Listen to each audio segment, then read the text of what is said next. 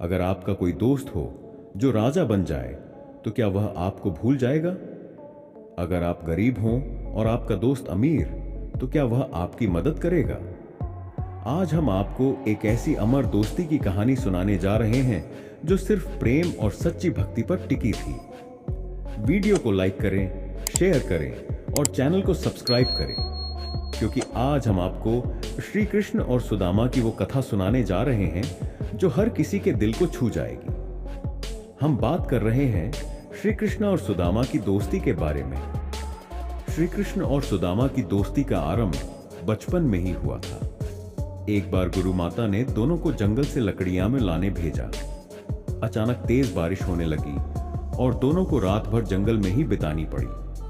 श्री कृष्ण भीग कर ठंड से कांप रहे थे, लेकिन सुदामा ने उन्हें अपनी शॉल उठाकर बचाया। इस घटना ने उनकी दोस्ती को और मजबूत बना दिया। समय बीता, श्री कृष्ण द्वारका के राजा बन गए और सुदामा एक गरीब ब्राह्मण। सुदामा की शादी एक साध्वी स्त्री से हुई, लेकिन वह भी अत्यंत गरीबी में जीवन व्यतीत कर रहे थे। उनके पास खाने तक के लिए अन्न नहीं था, लेकिन फिर भी वह ईश्वर की भक्ति में लगे रहे। सुदामा की पत्नी ने एक दिन कहा, आपका बचपन का मित्र श्री कृष्ण अब द्वारका के राजा हैं, क्यों ना आप उनके पास जाकर मदद मांगे? लेकिन सुदामा को संकोच हुआ। क्या मैं अपने मित्र से मदद मांगने जाऊं? क्या यह हमारी मित्रता को कलंकित नहीं करेगा? फिर भी पत्नी के कहने पर वे द्वारका जाने के लिए तैयार हो गए, लेकिन खाली हाथ जाना ठीक नहीं था। घर में कुछ भी नहीं था, इसलिए पत्नी ने चावल का सत्तू, पोहे एक कपड़े में बांध कर दिया। यही श्री कृष्ण को भेंट करने के लिए ले जाना था।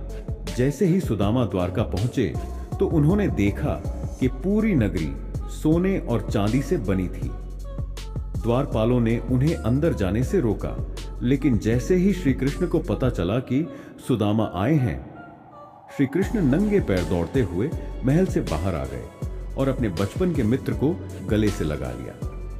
राजा श्री कृष्ण ने सुदामा को अपने सिंहासन पर बैठाया और उनके पैरों को अपने हाथों से धोया।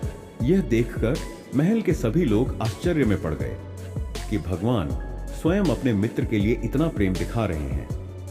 लेकिन सुदामा अब भी संकोच कर रहे थे कि वे श्री कृष्ण से कुछ मांगेंगे। श्री कृष्ण ने देखा कि सुदामा के हाथ में एक पोटली है। उन्होंने झट से वह पोटली ले ली और उसमें मिले सत्तू को प्रेम से खाने लगे।